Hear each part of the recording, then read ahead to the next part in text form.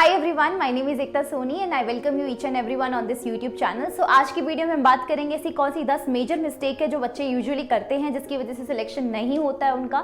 तो आप ये मिस्टेक्स अपनी प्रिपरेशन जर्नी में अवॉइड कर सकते हैं क्योंकि इट्स वेरी इंपॉर्टेंट क्योंकि इतने सारे बच्चे 99% बच्चे जो हैं उनका सिलेक्शन नहीं होता है ऐसी मिस्टेक करके। और तुमको तो पता है ये सिलेक्शन का रेशियो कितना कम होता है, 1% बच्चों का ही सिलेक्शन होता है। तो हमको उस 1% वाले क्राइटेरिया में आना है और अगर हमें उसमें आना है तो उसके लिए हमें ये मिस्टेक्स नहीं करनी चाहिए। तो देख लेते हैं ऐसी 10 कौन सी मेजर मिस्टेक्स है जो बच्चे यूजुअली करते हैं जो हमें करने से बचना चाहिए। अच्छा, ये वीडियो जो है 2024 वाले बच्चों के लिए बहुत इंपॉर्टेंट है, 25 वाले बच्चों के लिए भी इंपॉर्टेंट है। अगर आप देख रहे हैं तो प्लीज़ अपनी प्रिपरेशन जर्नी में इन सारी मिस्टेक्स को अवॉइड करिएगा। चलिए शुरू करते हैं आज की वीडियो। फटाफट से चैनल को जरूर सब्सक्राइब कर दीजिएगा इसी तरीके की वीडियोस के लिए। सो नंबर 1 मिस्टेक जो बच्चे यूजुअली करते हैं वो है लेस क्वेश्चन प्रैक्टिस। देखो, question practice is the only option which you can do, right. आपके नीट एग्जाम के अंदर सिर्फ क्वेश्चन से क्वेश्चन आते हैं, ठीक है। तो क्वेश्चन प्रैक्टिस ही अगर आपकी नहीं होगी, मतलब जो मैच तुम लड़ने जा रहे हो, खेलने जा रहे हो, उस मैच की तुमने अच्छे से प्रैक्टिस ही नहीं करी तो क्या ही सेंस होगा। उस एग्जाम में जो पैटर्न के क्वेश्चंस पूछे गए हैं उस पैटर्न के क्वेश्चंस पे कम प्रैक्टिस तुमने करी है, सिर्फ जस्ट कि हमने चलो एक चैप्टर पढ़ा और उसके ऊपर 50 से क्वेश्चन कर लिए एंड हो गया। पूरे साल में सिर्फ एक चैप्टर पे 50 से क्वेश्चन करे हैं और हो गया, ऐसे नहीं होता है। उसके ऊपर आपको बहुत ज़्यादा प्रैक्टिस करनी होगी। कोई चैप्टर आपका वीक है तो उस पर और ज़्यादा प्रैक्टिस करनी होगी। 100 क्वेश्चन, 200 क्वेश्चन, 300 क्वेश्चन भी बच्चे करते हैं तो आपको करनी चाहिए लेस क्वेश्चन प्रैक्टिस। आपके जो आपका जो भी स्टडी स्केड्यूल है इसमें नहीं इंक्लूड होना चाहिए। ज़्यादा से ज़्यादा क्वेश्चन प्रैक्टिस आपको करनी है। दिन में आपके पास कोई ऐसा स्लॉट होना चाहिए जिसके अंदर सिर्फ और सिर्फ आप क्वेश्चन प्रैक्टिस कर रहे हो। और वो भी क्वेश्चन प्रैक्टिस आपको कैसे करनी है मैं आपको रेकमेंड करूँगी कि आप एक टाइमर लगा के, अलार्म लगा के ही क्वेश्चन प्रैक्टिस करिए ताकि आपको प्रैक्टिस बन पाए। एक टाइम फ्रेम के अंदर टाइम मैनेजमेंट की भी आपको प्रैक्टिस बन पाए, ठीक है। अगर आप ऐसे ही बैठे बैठे सोए कई बच्चे ना लेटे क्वेश्चन प्रैक्टिस करते हैं, उसका कोई सेंस तो बनता नहीं है। क्योंकि एग्जाम हॉल में आपको क्या करना है, टाइम मैनेजमेंट पे भी फोकस करना है क्योंकि टाइम बहुत कम रहता है और इतने सारे क्वेश्चन होते हैं। तो प्रैक्टिस के साथ स्पीड भी बहुत इंपॉर्टेंट है एंड एक्यूरेसी भी बहुत ज़्यादा इंपॉर्टेंट है। तो कम क्वेश्चन प्रैक्टिस तो हमें बिल्कुल भी नहीं करके जाना बच्चों। जो एग्जाम में पूछा जा रहा है उसको हम कैसे कम करके जा सकते हैं, उसको तो हमें सबसे ज़्यादा करना है। दूसरी चीज़, आई नो कि आप में से बहुत सारे बच्चे अभी किसी ऑफलाइन इंस्टीट्यूट में या तो ऑनलाइन इंस्टीट्यूट से, ऑनलाइन कोचिंग कहीं से तो पढ़ाई कर ही रहे होंगे। एंड किसी भी ऑफलाइन इंस्टीट्यूट की बात करो या ऑनलाइन कोचिंग की बात करो, वहाँ पर मॉक टेस्ट चलते हैं। अब बहुत से बच्चे ऐसे हैं जो मॉक टेस्ट से उनको डर लगता है। वो क्या करते हैं, जैसे मान लो कि 15 दिन के गैप से एक मॉक टेस्ट होता है हमारा। एक मॉक टेस्ट में 15 दिन में जो पढ़ाया हुआ है उसका सिलेबस आएगा। अब तुमने वो 15 दिन में जो पढ़ाया हुआ है, लेट्स सपोज कि पहले मॉक टेस्ट में तुमने बहुत जोश के साथ पढ़ाई करी और दे के आ गए मॉक टेस्ट, तुम्हारा मॉक टेस्ट अच्छा नहीं हुआ तो अगले मॉक टेस्ट के लिए तुम्हारा कॉन्फिडेंस डाउन हो गया। अब अगले मॉक टेस्ट में अगले जो 15 दिन में पढ़ाया जाएगा वो तुमसे पढ़ा ही नहीं जाएगा। और अगर तुमसे पढ़ा नहीं जाएगा, सिलेबस कंप्लीट नहीं होगा तुम्हारा उस मॉक टेस्ट के लिए, तो ऐसे इतने सारे बच्चे मैंने देखे हुए वो सोचते हैं कि यार ये मॉक टेस्ट नहीं देंगे, अगला मॉक टेस्ट देंगे, है ना। ये वाला मॉक टेस्ट अपन बस ऐसे ही ना थोड़ा अपने हिसाब से सेल्फ स्टडी कर लेते हैं, इस बार टेस्ट नहीं देते, अगली बार ही दे देंगे। ये वाले थॉट्स बहुत आते हैं और ये बच्चे ऐसे करते भी हैं। और जिस दिन आपने ये करना शुरू कर दिया ना, मॉक टेस्ट स्किप करना शुरू कर दिया ना, उस दिन समझ लो कि तुम हार गए, समझ लो हार गए। क्योंकि mock test is very important. क्योंकि मॉक टेस्ट आपको क्या क्या सिखा रहा है, आपको सिर्फ कॉन्सेप्ट्स नहीं सिखा रहा, कॉन्सेप्ट्स के साथ साथ आपको टाइम मैनेजमेंट, पेपर कैसे करना है, कब OMR फिल करना है, हर चीज़, वो स्ट्रेस लेवल, हर चीज़ झेलना सिखा रहा है। वो 3 घंटे 20 मिनट कैसे कंसिस्टेंसी के साथ बैठ कर कैसे फोकस के साथ पेपर करना है। अगर ये तुम मिस कर रहे हो तो बच्चों फिर तो गया, सीट गई तुम्हारी। तो देख लो, मॉक टेस्ट तुम्हें हमेशा लगाने ही लगाने हैं, चाहे तुम्हारा सिलेबस इतना सा भी हुआ होगा ना। 100% सिलेबस देखो किसी का भी नहीं होता, ये तो बात सीधी सीधी है। कोई भी मॉक टेस्ट देने जाओगे 100% सिलेबस किसी का भी नहीं हुआ आज तक, तो एटलीस्ट तुम्हारा 1% भी सिलेबस कंप्लीट है ना, तो तुम जाओ वो मॉक टेस्ट एटलीस्ट दो, ठीक है। तुमने जितना प्रिपेयर करा हुआ है उसके ऊपर जाके मॉक टेस्ट दो। खुद को एनालाइज करो कि यार जितना मैंने प्रिपेयर किया था क्या वो मैंने एक्यूरेट किया है कि नहीं किया है। ये चीज़ एनालाइज करनी बहुत ज़रूरी है। अब मॉक टेस्ट बच्चे दे तो देते हैं, बट मॉक टेस्ट देने के बाद में जिस दिन मॉक टेस्ट खराब हुआ उस दिन क्या करेंगे, पेपर को फोल्ड किया और फेंक दिया साइड में, ये नहीं करना है तुम्हें करना है एनालाइज करना है। बैठो उसको और अपनी मिस्टेक कॉपी बनाओ और लिखो उसमें कि भाई तूने आज ये मिस्टेक करी, टाइम मैनेजमेंट की मिस्टेक थी तो वो नोट करो, कहीं कैलकुलेशन मिस्टेक थी तो वो नोट करो, सिली मिस्टेक्स थी तो वो नोट करो, है ना, कॉन्सेप्चुअल मिस्टेक थी तो वो भी नोट करो, है ना। मैं ये नहीं बोल रही कि क्वेश्चंस नोट कर लो कि ये क्वेश्चन गलत हो गया, ऐसे तो फिर तुम्हारी बहुत सारी कॉपियां भरती रहेंगी, तुम पढ़ भी नहीं पाओगे उसे। मेजर जो मिस्टेक्स होती है ना उसको करो कि भाई तेरी कॉन्सेप्चुअल मिस्टेक थी, यहाँ पे कॉन्सेप्ट ही नहीं आता था तेरे को, तो वो वाली सारी चीज़ें लिखो वहाँ पे कि ये तेरे ना यहाँ पर कॉन्सेप्चुअल मिस्टेक थी, यहाँ पर कैलकुलेशन मिस्टेक थी, ये सारी चीज़ें। तो एनालाइज करना बहुत ज़रूरी है। मॉक टेस्ट सिर्फ देकर ड्यूटी पूरी नहीं करनी, क्योंकि it's all about your future, right. अगर तुम अपने ही फ्यूचर को सीरियस नहीं ले रहे हो तो फिर तो क्या ही होगा ज़िंदगी में, है ना। मॉक टेस्ट हमें अच्छे से एनालाइज करना है। मॉक टेस्ट देंगे तो उसे एनालाइज भी करेंगे, वरना नहीं देंगे मॉक टेस्ट। ये रूल अपनी ज़िंदगी में अपना लो। तीसरी मिस्टेक हो गई। चौथी मिस्टेक ये है कि बहुत से बच्चे आजकल देखो यूट्यूब पे आपको बहुत सारे लेक्चर्स मिलते हैं, मैं जानती हूँ, अलग अलग टाइप के टीचर्स आपको पढ़ा रहे हैं, बायो, केमिस्ट्री, फिजिक्स, है ना। तो बच्चे ना डाइवर्ट हो जा रहे हैं, उनकी सोच डाइवर्ट होती जा रही है। अगर मैं ऑनलाइन की बात करूं, ऑफलाइन की बात करूं तो ऑफलाइन में देखो एक पर्टिकुलर आपके पास बैच होता है, उसमें एक टीचर आता है, वो पढ़ाता है, समझ आता है तो ठीक है, नहीं आता तो ठीक है। तो ऑफलाइन के भी कुछ प्रोज एंड कॉन्स है, ऑनलाइन के भी कुछ प्रोज एंड कॉन्स है, लेकिन आपको बस इतना करना है कि तुम्हें टाइम चाहिए, तुम टाइम ले लो, पर तुम एक बार देखो कि तुम्हें कौन से टीचर से ज़्यादा समझ आ रहा है। जिस भी टीचर से समझ में आ रहा है बस उस एक टीचर पे स्टिक रह जाओ और पूरे साल उसी टीचर पे स्टिक रहना है। चाहे तुम फिजिक्स की बात करो, केमिस्ट्री की बात करो, बायो की बात करो, 3 टीचर मतलब 3 सब्जेक्ट मतलब 3 टीचर, है ना। इसके अलावा ऐसा नहीं होना चाहिए कि मैं इससे भी पढ़ रहा हूँ, उससे भी पढ़ रहा हूँ, ऐसे सिर्फ डाइवर्ट हो गए और बस तुम्हारा कॉन्फिडेंस लूज होता जाएगा।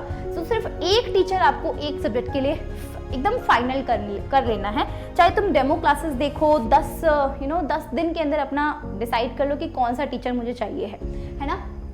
उसके बाद में 5वीं जो मिस्टेक है वो ये है कि अब बच्चे कोचिंग इंस्टीट्यूट जाते हैं तो मॉड्यूल्स उनको मिलते हैं कोचिंग इंस्टीट्यूट की तरफ से, ऑनलाइन ऑफलाइन तुम कहीं पे भी कर रहे हो, आजकल मॉड्यूल सब जगह मिलते हैं। तो मॉड्यूल्स होती हैं, या फिर बच्चे जिनके पास मॉड्यूल्स नहीं होते हैं, जो कोचिंग नहीं जाते, सेल्फ स्टडी करते हैं, वो बाहर से मोटी मोटी किताबें खरीद के ले आते हैं टॉपर्स के इंटरव्यू सुन के, और उनको पूरा नहीं कर पाते, क्योंकि बुक खरीद तो कोई भी सकता है, ठीक है, उसको कंप्लीट करना हमारा मेन टास्क होता है, वो कंप्लीट किसी से होती नहीं है, तो कोई सेंस नहीं बनता इस चीज़ का। तो आपको क्या करना है, ऑथेंटिक सिलेबस जो क्या है एनसीईआरटी, तो उस एनसीईआरटी को तुम्हें ना बहुत बार रिवाइज कर लेना है, और मॉड्यूल्स पे फोकस तुम्हें नहीं करना है, सिर्फ और सिर्फ एनसीईआरटी पे फोकस करना है। स्पेशली बायो की बात करूँ तो बायो में 99% सिलेबस आता है एनसीईआरटी से, है ना। अब क्योंकि एनसीईआरटी दिखती पतली है बट उसमें बहुत ज़्यादा इन डेप्थ में चीज़ें दी हुई है, तो उसको समझने के लिए हमें थोड़ी हेल्पिंग बुक्स की ज़रूरत पड़ती है। तो उसके लिए तुम मॉड्यूल्स ले सकते हो, बट ऐसा नहीं करना है कि सिर्फ मॉड्यूल्स पे ही फोकस हो गए और एनसीईआरटी भूल गए। तो ऐसे भी बहुत सारे बच्चे जो नए नए आते हैं नीट की जर्नी में ना, तो उनको पता नहीं होता, वो सिर्फ मॉड्यूल्स के पीछे भागते रहते हैं कि भाई इसी में दिया हुआ जो भी दिया हुआ है। एनसीईआरटी बहुत कम प्रेफर करते हैं, तो एनसीईआरटी को जितनी बार हो सकता है उतनी बार रिवाइज कर लेना है। छठी mistake, being so over confident या फिर बहुत ही ज़्यादा अंडर कॉन्फिडेंट, दोनों ही चीज़ें बहुत ख़राब है। अगर तुम ओवर कॉन्फिडेंट हो तो तुम कभी सीट नहीं ले सकते, अगर तुम अंडर कॉन्फिडेंट हो तो भी तुम कभी सीट नहीं ले सकते। तो मान लो अगर तुम 12th से आए हो और तुम टॉपर हो 12th के बोर्ड्स के अंदर कि भाई मैं तो बहुत 10 CGPA आया है, 97% आया, 98% आया है ना, मैं तो मेरिट लिस्ट में आ गया। तो ये वाले जो ख्याल होते हैं ना, वो बोर्ड्स और नीट दोनों एकदम अलग अलग एग्जाम होते हैं। अगर तुमको लगता है कि तुमने बोर्ड्स में टॉप कर लिया, तुम नीट में भी कर लोगे, तो तुम्हारी सबसे बड़ी गलतफहमी है, क्योंकि ऐसे बहुत सारे टॉपर हैं जो ऐसे ही बैठे हैं, है ना। बोर्ड्स के ऐसे बहुत सारे टॉपर है जिनका नीट में नहीं होता है, और जो टॉपर नहीं होते हैं, बस नॉर्मल से बच्चे होते हैं, उनका नीट में सिलेक्शन हो जाता है। तो confidence is the major thing जो आपको होना चाहिए। स्टार्टिंग प्रिपरेशन की स्टार्टिंग में एक कॉन्फिडेंस खुद पर रखो कि यार मैं कर लूंगा, ठीक है। ना तो ओवर कॉन्फिडेंट होना, ना ही अपने ऊपर कभी डाउट करना, ठीक है, कि मेरे से होगा या नहीं होगा। 7th मिस्टेक, ये बहुत कॉमन है आपकी एज में, मैं बिल्कुल समझ सकती हूँ। एक दूसरे जेंडर के प्रति अपोजिट जेंडर के प्रति अट्रैक्शन आना, क्योंकि इतना ज़्यादा स्ट्रेस रहता है इस जर्नी के अंदर, इतना ज़्यादा बहुत ज़्यादा बर्डन हमारे ऊपर होता है, बहुत ज़्यादा टाइट स्केड्यूल होता है, तो हमारे ना दिमाग भटकता रहता है। है ना, और हम बाहर पढ़ रहे हैं, किसी कोचिंग में जा रहे हैं या ऑनलाइन में भी पढ़ रहे हैं, तो कहीं ना कहीं ऐसे मोमेंट्स आते हैं हमारी लाइफ में, उस जर्नी में, जो सबसे बड़ी हर्डल होती है। मैं ये नहीं बोल रही कि सबके लिए ही हर्डल होती है, बट ऑलमोस्ट सब केसेस में सबके लिए हर्डल ही होती है ये, है ना।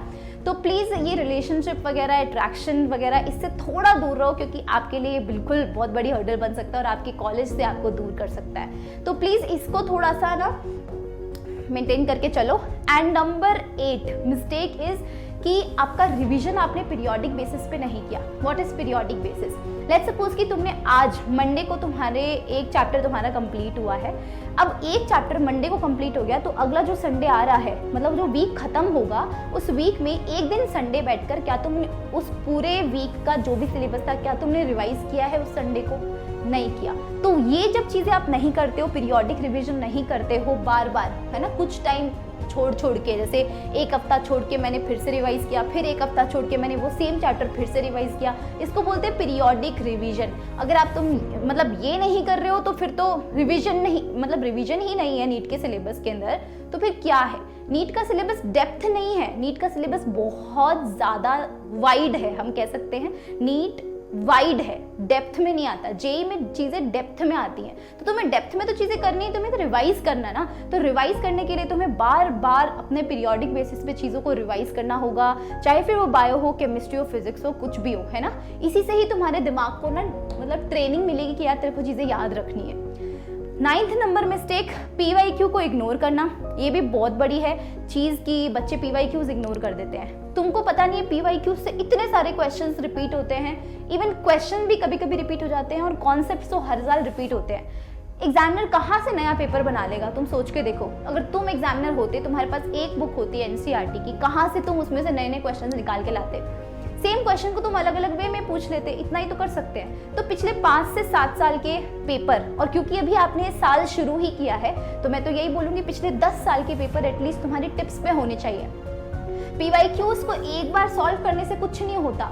PYQ सॉल्व करके उसका भी एनालिसिस करो कि कौन से टॉपिक से, कौन से जगह से क्वेश्चन ज़्यादातर पूछे जा रहे हैं, और उनको ना एक स्टिकी नोट बनाकर हर चैप्टर के लिए स्टिकी नोट चिपका दो, और वहाँ पर लिखो कि ये टॉपिक से PYQs हर बार आते हैं। तो PYQs को बिल्कुल भी इग्नोर नहीं करना, ताकि हम रिविजन जब करें, मेन रिविजन, उस टाइम पर हमारे PYQs हमें काम आए और ये कॉन्सेप्ट को हम ज़्यादा ब्रशअप कर सकें। लास्ट मिस्टेक है 10th मिस्टेक। ये बहुत सारे बच्चे होते हैं जिनको डर लगता है टीचर से डाउट पूछने में। डाउट टीचर, देखो टीचर का काम है आपको डाउट बताना, टीचर का काम है आपको पढ़ाना। आप एक बार पूछो, 10 बार पूछो, 100 बार पूछो, आपको पूछना ही होगा यार। तुम किसी ऑफलाइन कोचिंग में हो तो तुम पैसे देकर रह रहे हो, ऐसे तो नहीं बैठे हो, है ना। तो तुम पैसे दे रहे हो तो तुम ऑब्वियसली अपने लिए तो एटलीस्ट डाउट्स तो क्लियर करोगे, क्योंकि डाउट्स अगर तुम क्लियर नहीं करोगे तो नीट की जर्नी तो आसान नहीं हो पाएगी बिल्कुल भी। तो टीचर से डाउट ना पूछना, ये और भी बहुत बड़ी मिस्टेक हो सकती है। तो अगर तुम्हें डर लगता है तो इस डर को निकाल दो। तुम्हें लगता है कि यार मैं बहुत सिली सा डाउट पूछूंगा, मैं क्या पता मैं ये डाउट पूछूंगा तो लोग हंसेंगे मेरे पे, हंसने दो, क्या ही कर लेंगे हंस के, वो आज हंसेंगे कल तो भूल भी जाएंगे कि तुमने क्या डाउट पूछा था। तो तुम पूछो, तुम्हें जो भी प्रॉब्लम आती है पूछो, क्योंकि तुम्हारा एम है मेडिकल कॉलेज लेना, ठीक है। तो तुमको तो वहाँ तक पहुँचना है इन सारी हर्डल्स को पार करके, तो तुम्हें डाउट्स हमेशा अपने अंदर से क्लियर करने हैं, ठीक है। तो ये 10 मेजर मिस्टेक है जो आपको अवॉइड करनी चाहिए अपने एग्जाम की प्रिपरेशन के अंदर। तो प्लीज़ आप कमेंट्स में ज़रूर लिखिएगा कि इनमें से आप कौन सी मिस्टेक सबसे ज़्यादा करते हैं। क्या आपको भी टीचर से डाउट पूछने में डर लगता है? प्लीज़ कमेंट्स में ज़रूर बताइएगा। वीडियो कैसी लगी ये भी आप कमेंट में ज़रूर बताइएगा। Thank you so much for watching this video. मिलते हैं नेक्स्ट वीडियो के साथ में। Bye bye, take care.